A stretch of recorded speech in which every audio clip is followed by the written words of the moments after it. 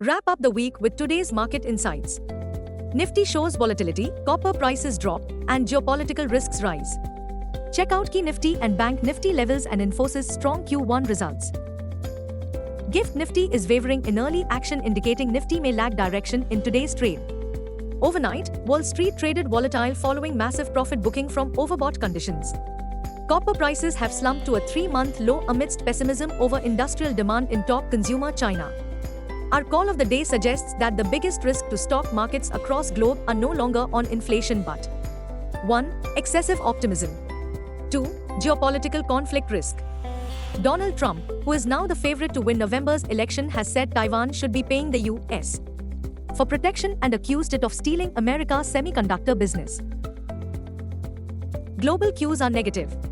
In yesterday's trade, FIIs turned out to be net buyers to the tune of Rs 5484 crores while DIIs were net sellers to the tune of Rs 2904 crores. Sentiments turns risky. Market breadth for the day is likely to be positive. Nifty's technicals are indicating higher high-low patterns. FANO June month data suggests the trading range for Nifty is likely to be between 23,900 to 25,000 zone. India VIX has is hovering at 14.51 levels.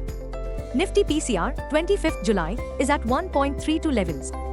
Bank Nifty PCR, 31st July, is at 1.09. Nifty outlook, profit booking could keep upside capped. Nifty, CMP to 4801. Key intraday support on Nifty is placed only at 24,651 mark.